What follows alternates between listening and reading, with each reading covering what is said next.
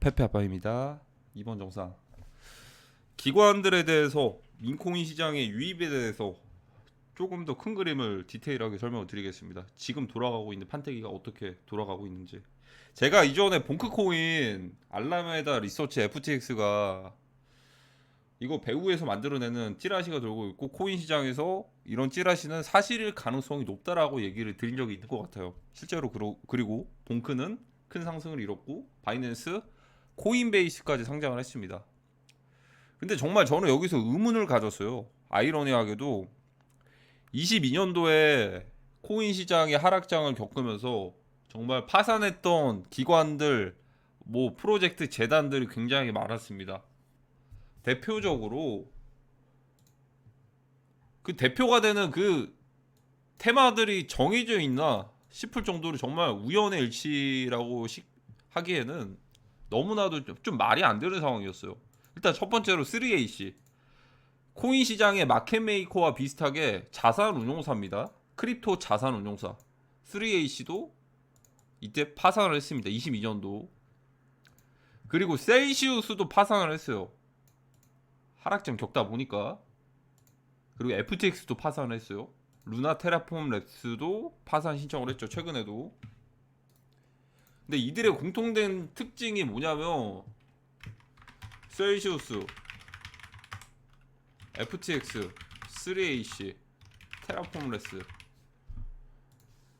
테마가 정해져 있다. 크립토 대출 업체였어요.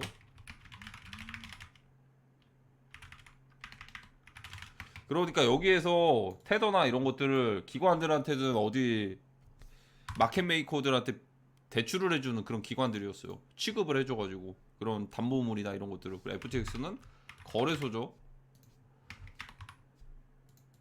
21년 솔라 펌핑 주인공. FTX에서 엄청난 레버리지를 일으켰습니다. 그리고 3AC는 크립토 자산 운용사, 테라폼레스는 어떻게 보면 USDC 스테이블 코인. 이 대표가 되는 4개가 있거든요. 사실 루나가 급락하기 전에 일단 스테이블 코인이 디패깅이 돼가지고 같이 연쇄적으로 그 공격들을 만들어냈던 거고, 주목해야 될 건 하나씩 겹치는 게 하나도 없다는 거, 그리고 하나의 테마들 정해져 있다라는 겁니다. 셀시우스는 크립토 대출 기관, FTX는 거래소, 3AC는 크립토 자산 운용사, 테라폼레스는 스테이블 코인. 무언가 하나씩 좀 담당해가지고 뭐 다 같이 2개월 3개월에 하나씩 터트리자 이런 거 아닌 이상 정말 말도 안 되는 상황이죠. 근데 재밌는 상황은 뭐냐면, 일단 시동을 어디서 걸었죠? FTX. FTX 사이클로 솔라나 선반영 일단은 1차적으로 상승했고, 봉크코인 같이 올랐고, 그 중에서 봉크가 안 올랐으면 민코인을 저는 바라보질 않았을 거예요. 왜냐면 FTX, 저는 이 파산한 기업들의 엄청난 자금들이 다시 한번 고스란히 크립토 시장으로 한번 크게 들어올 거라고 저는 예상을 했거든요. 그 중에 중간에 뭐 볼드라고 이제 대머리 코인들이 뭐 이제 뱅크먼 프리드가 지금 밖에 나와가지고 만들고 있는 코인이다 이런 것들이 잠깐 이제 한번 돌았던 적이 있어요. 그 코인에 대한 분석이나 이런 건 아닙니다. 어쨌든 이렇게 이들이 관심을 가지고 있다라는 게 중요한 거예요. 그리고 최근에 주슈, 트위터 팔로워 56만 명을 가지고 있는 이 주슈는 그 밀레이드를 그 NFT를 프로필로 걸어놨죠. 그리고 여기다가 뭐 소도 걸어놓고, 카우 뭐 소, 이제 불트랩의 이제 소인지는 모르겠는데, 아 불트랩이 아니고 불장을 상징하는 황소를 그린 건지 모르겠는데, 황소치고는 이 그림들이 좀 귀엽네요. 3AC의 공동 창립자입니다. 그 아까 파산했다고 말씀드렸던 3AC의, 이들은 일단 파산을 했으니까 일단 파산했던 것들에 대해서 이제 탕감을 좀 받을 수도 있고, 일정 구간 이제 채권자들과 뭔가 좀 이제 합의를 할 수도 있는 거고. 근데 우연의 일치인지 파산하고 나서 다음에 그리고 그 다음에 24년이죠. 지금 2월 19일. 지금 해가 됐는데 코인 시장에 불장이 오고 있어요. 이들이 파산했던 신청을 했던 구간들 대비해서 코인 가격들이 올라가서 오히려 구제를 해주고 있습니다. 이들이 다시 살아나고 있다라는 겁니다.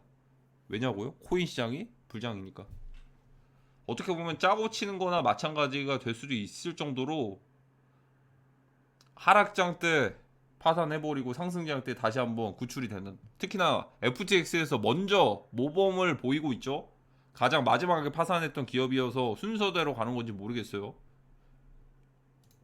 그러면 다음은 3AC, 다음은 루나, 다음은 셀시우스, 이 순서로 갈지 모르겠는데 FTX가 가장 늦게 파산을 했잖아요.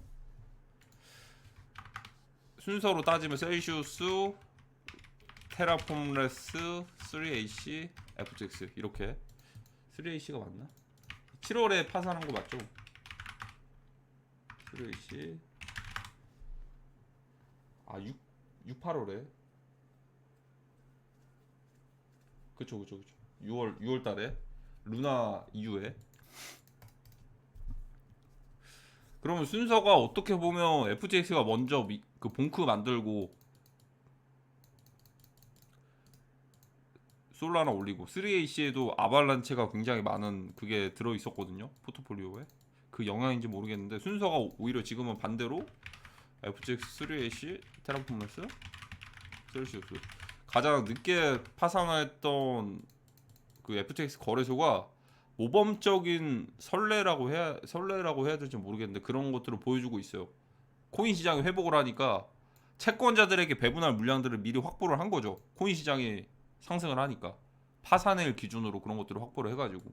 그러면 이들이 그러면 예전에 21년도에 솔라나부터 세럼부터 뭐 여러 가지 다른 코인들이 있을 거예요. 특히나 FTX에는 알라메다 리서치가 묻어 있었던 알라메다 리서치에 포트폴리오에 묻어 있었던 코인들이 굉장히 인위적으로 급등락을 했습니다. 그때 당시에 뭐 그레이스케일과 마찬가지로 그랬던 이 기업들이 과연 지금 새로운 지금 장도 되게 이제 좋아지려고 하고 있는데 지금 이 상황에서 새로운 프로젝트를 하나 찍어내가지고 그들이 또다시 엑시트를 하는 그런 기회들이 있을까요? 지금 파산까지 신청을 했는데 말이죠. 굳이 리스크를 그렇게 감수할 필요가 없거든요. 굳이 리스크를. 그러면 선택지는 탈중화와 밈 NFT입니다. 이들이 선택할 수 있는 건 메인급 프로젝트들을 또다시 만들어가지고 새로 밀어주고 그런 게 아니고 탈중앙화나 마찬가지죠. 메타마스크에서 이더리움만 가지고 있으면 민코인 거래할 수 있는 것처럼 탈중앙화나 마찬가지 민과 NFT 이 시장을 선택할 수밖에 없다. 누가요? 이들이. 최소한의 확보되는 그냥 대놓고 기관들이 이 기관들이요. 그리고 FTX는 사례를 보여줬잖아요. 대놓고 봉크. 그쵸? 또 다른 것들을 준비하고 있을지도 모른다는 거예요. 왜냐면 이번에는 봉크 자체만으로는 FTX인데 민코인과 NFT 불장태는 모두가 다 같이 섞입니다. 차이나머니부터 시작해서 모든 게 섞여요. 거기에 일론 머스크까지 섞일 수도 있어요. 굳이 다시 도지코인 올리기에는 15조가 넘는데 비싸잖아요. 그러다 보니까 새로운 코인들 해가지고 이거는 희망 회로가 아닙니다. 당연한 과정이에요. 지금 상황에서는 보여주고 있고 지금 이렇게 진행들이 되고 있고 결정적인 이유 중에 하나가 파산 신청을 했으니까 이들이 계정들을 바이낸스나 뭐 OKX나 이런 거래소들을 못 쓴단 말이죠. 그러면 KYC가 굳이 필요 없는 거래소들을 선택을 할 수가 있어요. 그게 바로 MEXC, 게이트, 바이비트 뭐 이런 거래소들.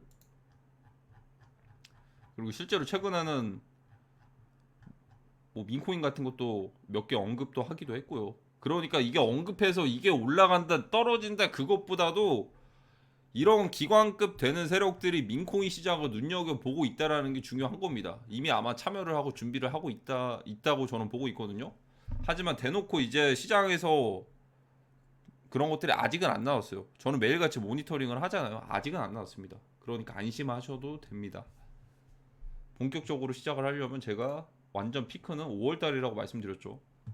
그럼 준비해야 될 게 뭐냐? 일단 가장 준비를 해야 될 건 일단 메타마스크부터 준비를 하셔야 되고 메타마스크 지갑을 만드셔서 이 사용법에 대해서 간단하게 숙지를 하시고 왜냐하면 이거를 숙지를 못 하시면 나중에 거래하실 때 가스비라는 게 많이 나가거든요. 이더리움 기반은. 이게 이더리움 체인이랑 솔라나 체인이랑 가장 결정적인 큰 단점과 장점은, 솔라나는 수수료가 되게 싸요. 막 1,000원도 안 해요. 근데 이더리움은 나중에 네트워크가 굉장히 거래들이 많아지면, 민코인 불장되면은 나중에 수수료가 10만 원씩 될 수도 있어요. 진짜 나중에는. 그러다 보니까 가스비 같은 것들 잘못 설정하시고 하시면, 그것도 나중에 제가 무한 펜딩이랑 이런 것들 걸리실 때 푸는 방법 이런 거 다 찍어서 올려드릴 거거든요. 근데 기본적으로 하셔야 될 게, 지갑 관리하는 법, 그냥 지갑 만들어 가지고 지갑 사용하는 방법, 입출금하고 그런 것들 기본적으로 숙지를 하시는 건 기본입니다. 그 민코인과 NFT 불장태 모두 다 사용을 할 수가 있는 거예요. NFT 구매할 때도 판매할 때도 마찬가지고, 민코인 덱스에서 구매하고 판매할 때도 마찬가지입니다. 그리고 또 하나 중요한 게, 그 트위터에 보시면은, 여기는 메인 트위터니까 뭐 내려보시면 뭐 가끔씩 에어드랍 한다고 사이트 하나 걸려져 있는 거 있거든요. 사이트 같은 거. 제가 예시 화면을 하나 보여드릴게요. 이거 꼭 조심하셔야 됩니다.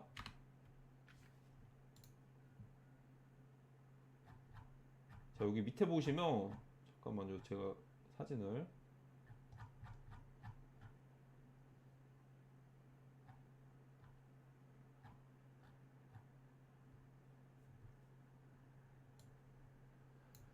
막 이렇게 막 그럴싸한 뭐 이모티 그 프로필 걸어가지고, 이렇게 뭐 제타 수합 해가지고 에어드랍 해주니까 제타 수합 이렇게 CO 이렇게 해가지고 걸려져 있는 이런 것들 있죠.